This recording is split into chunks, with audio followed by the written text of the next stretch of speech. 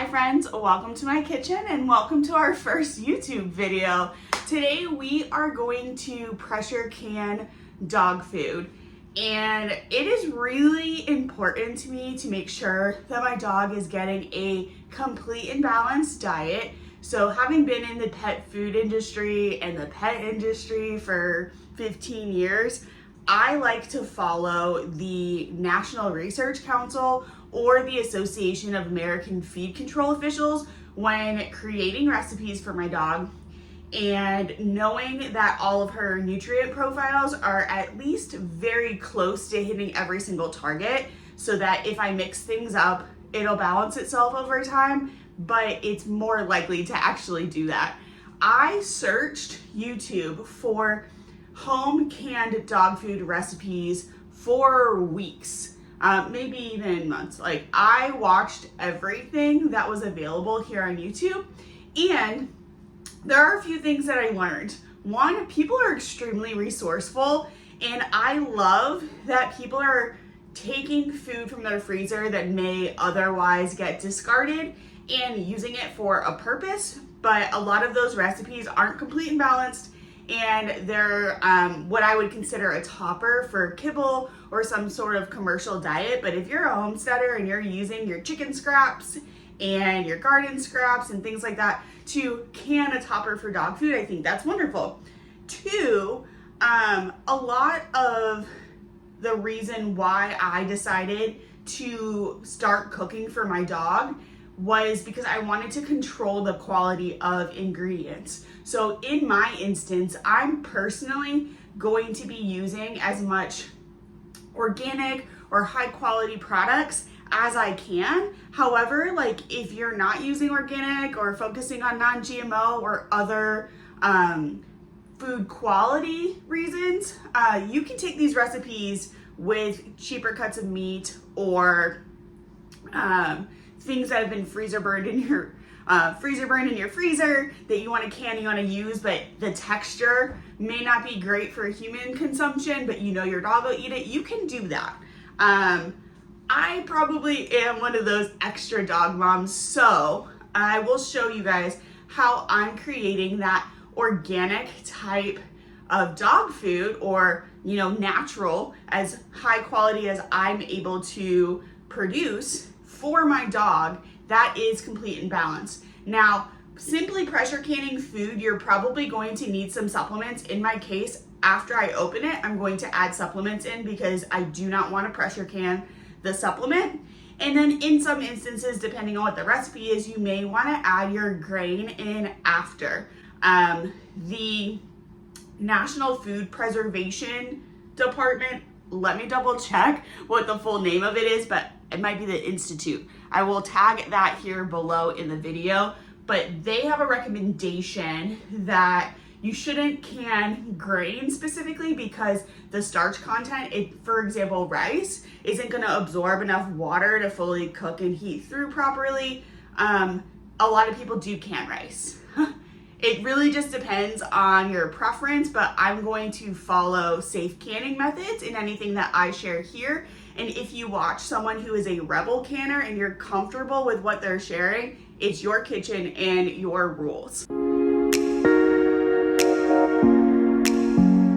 Today's recipe is going to be balanced with a zest for homemade dog food vitamins. I will go ahead and link this in the description below so you know exactly what the recipe calls for to fill those nutrient gaps when it's time to feed. We'll also have full instructions on how to do this recipe, how to add this in at the time of feeding, and any additional add-ons to the recipe you might want, especially if you want to feed a grain inclusive diet. We'll put those instructions below in the description box. We are going to go ahead and let this brown. And we have Piper in the kitchen because she knows this is for her. Are we making dog food today, baby? The main reason we are browning our meat, like I said, was so that we didn't end up with a loaf texture. I have canned meat in a what's called a raw pack method. And what you do is you just like pack the can super tight, and it you add some liquid with the proper headspace, and it will cook in the jar. We want this to cook in the jar as well, but by par cooking it or browning it in this instance, it's going to make sure that it keeps its texture and it doesn't become a big can of pate. Now, if you have an older dog who prefers pate, you could completely raw pack this recipe, but for me, I want to have a good texture. And this is the Sam's Club beef and pork, and it's a really good deal, but I've also done this with making my recipes with like a chuck roast or a pork tenderloin, so you could do that if you get a better deal on it. Some people will pre-grind it before you make it, because especially if you're going to freeze it. If I were canning it, I would likely just cube it and let it shred up in the canner. But as you can see, where it's getting brown, I don't want it to cook all the way through. Okay, now that it's browned, I'm gonna go ahead and just put it aside for it to cool. And as you can see, there is absolutely raw meat here. They're still pink. This is what we want. I want enough browning that it's gonna hold its texture when it's canned, but I don't wanna overcook it so that it overcooks in the canner, because it will cook during the processing time. Okay, and we're just gonna set this aside and let it cool and do the next batch. So I just did a beef. I'm gonna go ahead and do one of the pork. That way I'm gonna layer it in my bowl when things are cooling to try to get a good mix of it. Now, I'm not a master canner by any means. I go by safe canning practices, and I choose not to utilize a lot of rebel canning practices, mainly because I don't want to give myself or my dog botulism. And like I mentioned earlier in this video, it's your kitchen, your rules, but for me, we're gonna follow the ball book or the resources from the National Center of Food Preservation. That's what I couldn't remember earlier. So kind of go by their recommendations. There are ones where my mom's been canning for like 25 years. She started it when I was like a senior in high school, so I wasn't around it that much. But she was telling me the other day, like for example, I wanted to know if I could use zucchini in the canner. And I guess the recommendation for 2015 was that you can. Now people say you can't. But it's not a safety reason why they say not to can zucchini. It's a texture, meaning it's going to get super soggy. You're probably not going to like it, but it is perfectly safe and it would work in dog food. So my dog loves zucchini, so I'm excited about that. It's not in today's recipe, but I am going to use it in a recipe probably the next time around. I shopped my ingredients today at Sam's Club, so I kind of went off what I could get there. And keep things simple so that I wasn't running around on all my off days trying to shop. I could spend my time doing this. So, okay, so this one's good. We're gonna go ahead and reserve it.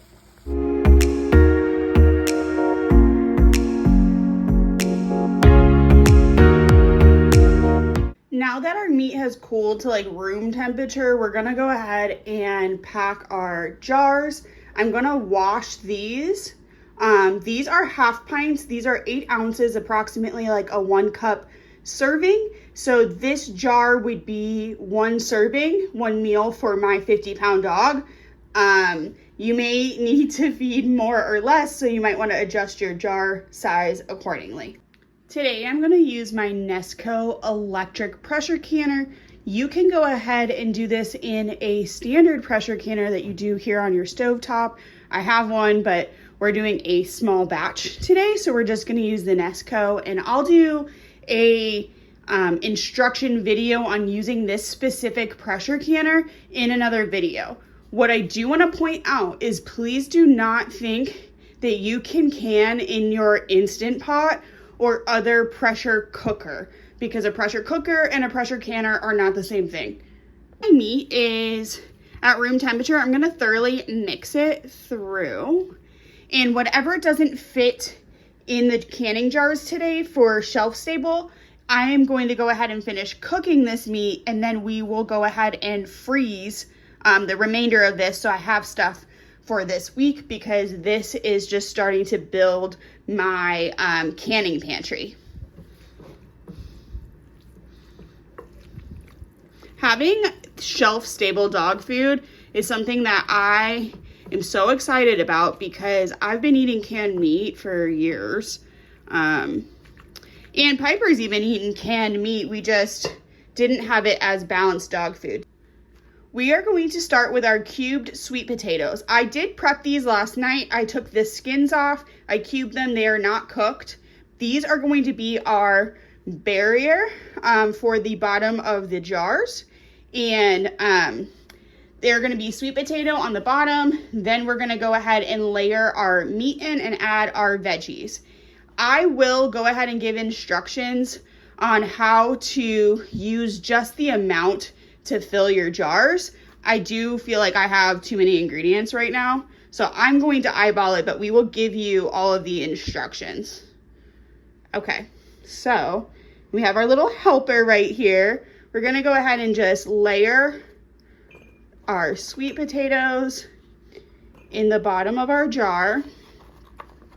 I love sweet potatoes as a carb source because it does make it grain-free without needing to use peas or legumes to make a grain-free meal. If you feed your dog grain inclusive, you can go ahead and add rice or quinoa at the time of feeding. So you'll probably just need to make some, and then you can dump this in and mix it. I would probably make quarts if I was batching for a multi-dog household and knowing that I'm gonna add grain in. We don't can grains just because of the starches and the recommended safe canning practices. But if you see people canning,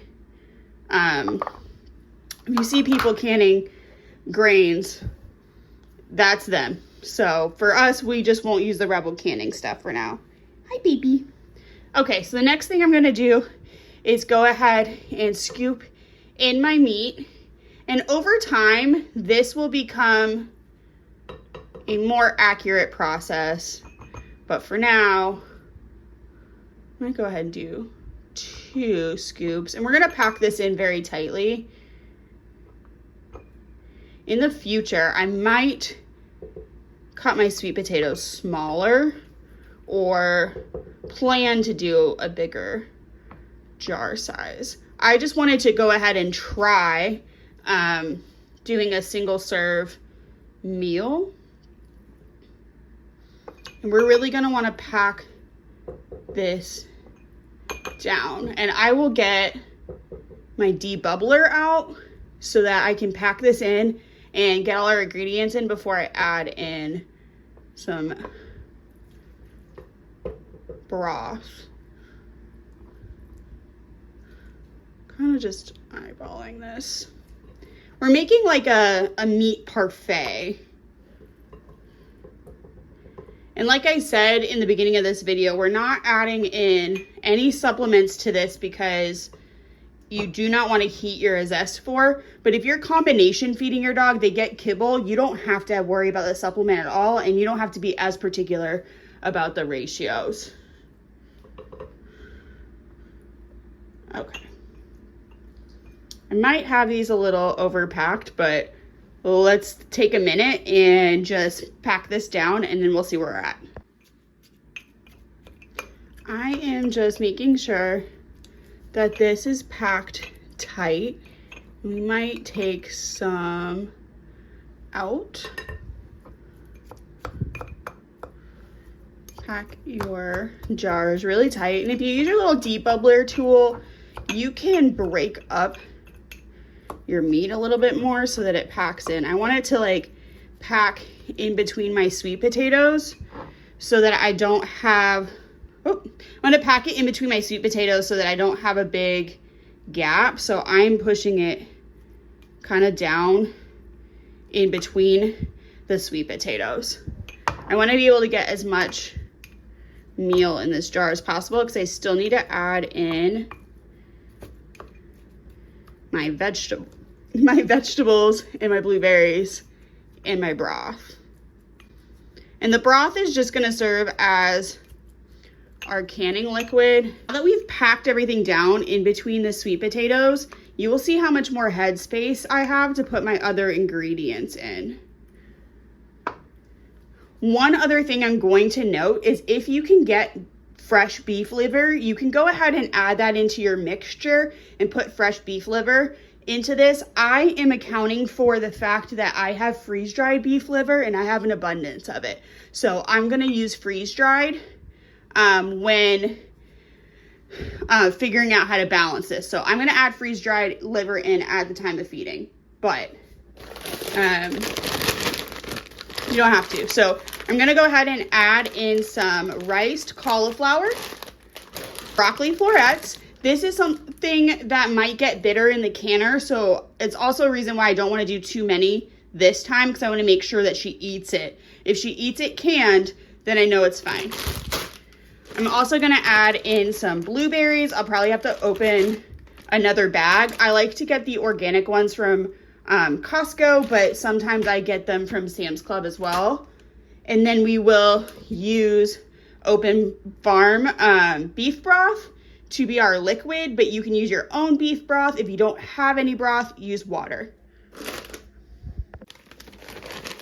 I'm going to use a glove to use my cauliflower. We're going to eyeball this, but we will give you kind of approximate instructions.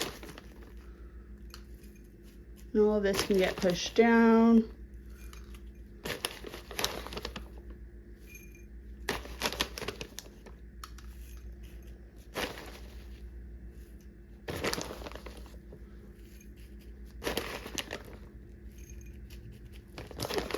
And this recipe was created simply by the ingredients I could get at Sam's Club, and I wanted to make it simple and easy to can. I might put a little extra meat in this one. Okay, we got our little meat parfaits going on. Meat parfaits. Okay. I'm gonna add a little bit more meat to this one, and we'll go ahead and push it down.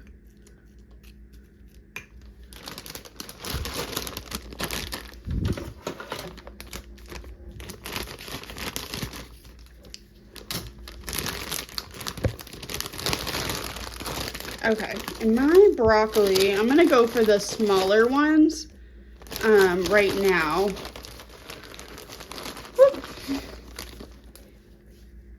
And we're utilizing this little neck tripod. I don't know that I'll use it in future videos, but trying our best to kind of get you guys the bird's eye view. We're gonna use kind of the smaller broccolis that are in the bag. Don't need too much.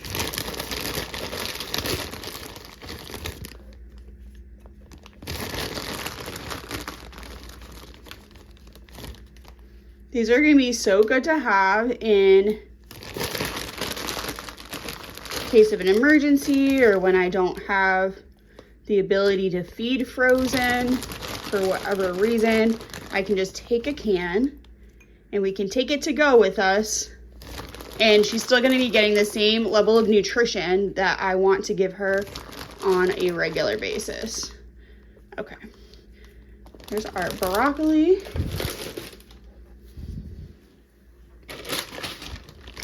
And let's go ahead and do our blueberries. I believe I have enough here, so I don't even have to open a new bag.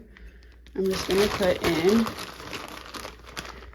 we're just gonna go ahead and put in our blueberries.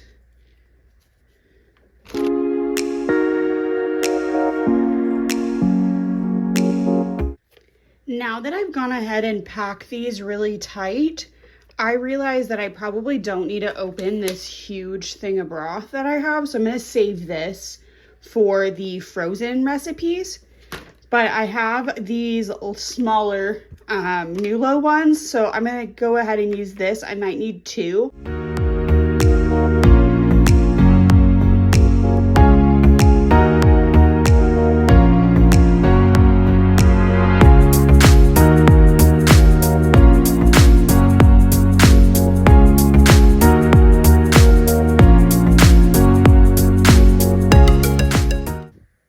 Most of my lids are the Kerr lids, but I have a couple on here that are going to be the ball. They are exactly the same. They are both made by SureTight in the same factory. And they are pretty well established in terms of canning supplies. And I will link the supplies for this below in the video description. All right. Okay. These are all the flats, and you just kind of touch them, make sure they are lined up. And then we are going to go ahead and put our rings on. Here's a ring. This is the example. I'm going to hold it down, and we are just going to do finger tight. And we're going to do that for all of our jars.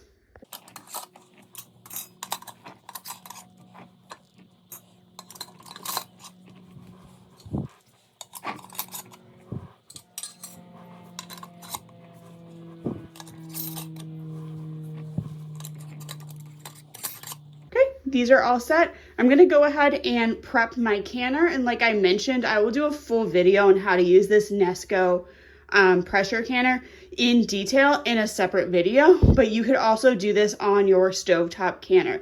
Once I have the canner prepped and it is ready to go, we will take the rest of this, finish cooking it, and prep out as many freezer bags as we can and see how many meals we get out of this recipe. Right now my canner, this could go for about 30 minutes where it is coming up to the right temperature so that we can have a E10, what they call it, countdown while it comes to pressure, and then we'll push it on airtight. So we're just gonna wait for this. It's gonna beep when it's ready to go to E10. Then I'll sit around and watch it for 10 minutes. But in the meantime, I am going to get the rest of this food cooked and ready for the freezer.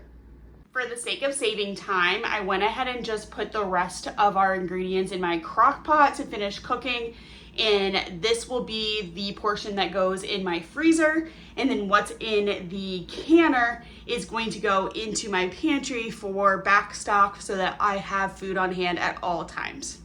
And now I'm just gonna go ahead and clean my kitchen. I like to be as productive as possible. So right now my canner is just coming to like heat because I put everything in cold, or like room temperature. So it's heating up. Once it heats up, it's going to go to a exhaust, like it's a countdown. So it'll go E10, it'll count all the way down as it's coming up to pressure. And then I will put it airtight and it will process for 90 minutes. Okay, so my Nesco just beeped.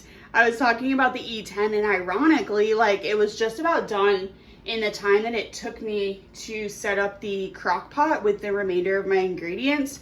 So this is the E10. It's going to start its countdown, and then there'll probably be some like steam that comes up, and then we will put it on airtight and it will process for 90 minutes.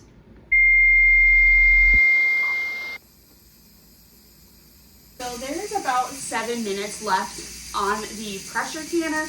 Once it's completely done with its cooking and processing time, I'm going to unplug it. And then it's gonna sit for 60 minutes until we are able to open it. And then we will open our canner, set everything out on a tea cloth so that it doesn't shock my countertop. And we'll pull all the jars out, and then we will let them sit overnight and check the seals tomorrow. We just opened the canner and our jars are extremely hot. When you look in, it is still boiling in the jar. So I'm going to use this jar lifter to take them out of the canner and put them onto our tea towel on the counter. And let me show you guys what it looks like on the inside of the canner.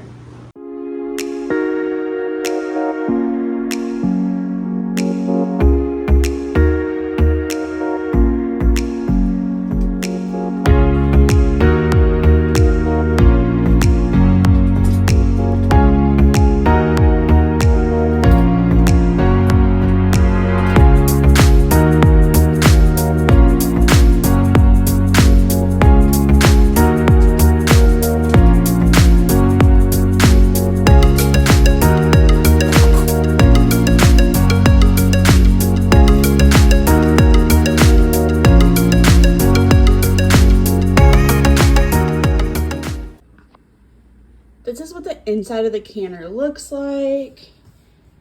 And as you can see, they are still boiling, which is a good sign.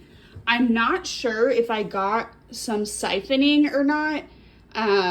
Obviously, like, the food didn't come out, and I think this is just water, but maybe there's some of the broth or juice in there. Not sure yet. We're gonna let this sit overnight, and then we're gonna see what the seals are like in the morning. It's the next morning, and I'm going to check the jars on the counter and just check for a seal. Then we're gonna wash them, and they'll be ready to put away in the pantry. Here's our jars. I was worried about having some siphoning, but I think we're okay. I don't remember hearing any pinging, but my mom did say that they might have pinged in the canner because the Nesco canner, we have to leave things in here for an hour or more after the processing time is done. You like unplug it, you let it sit until it's completely depressurized. Then it'll unlock and let you open it. So we think it probably pinged then. I'm gonna go ahead and wash these up, and I think they're good to go. And then also, I've had these in my fridge overnight. This is from the crock pot. Plus, there is a little extra I have in a Tupperware container that I didn't puree, and that's gonna be given to Piper probably today. Chunky and the stuff in the quarts that we're gonna use this week, I'm probably gonna use it in enrichment filling. I haven't done a big like pre-filling of enrichment for a while, so I'm going to use some of that to stuff some Kongs and things like that, which is why I went ahead and pureed it. So we're done. Thank you guys so much for taking time out of your day to spend with me in the kitchen today, and I hope that you learned a thing or two, or at least had a laugh or two at me figuring out how to can dog food. Now, there's a few things I think I might change on the next batch. Is I did half pints, which are 8 ounces here today, because I wanted them to be like single servings. But I do think I'm probably gonna do quarts and pints of individual ingredients maybe next time, so that I can take stuff out of the pantry and just mix a bowl, and certain things that might be better, frozen or fresh, I could just add into the batch. I don't know, you guys tell me what you think. So thanks again for taking time to spend time with me today, and I hope that you guys subscribe if you wanna follow along on the journey of canning for dog food and I don't know, maybe some other projects along the way.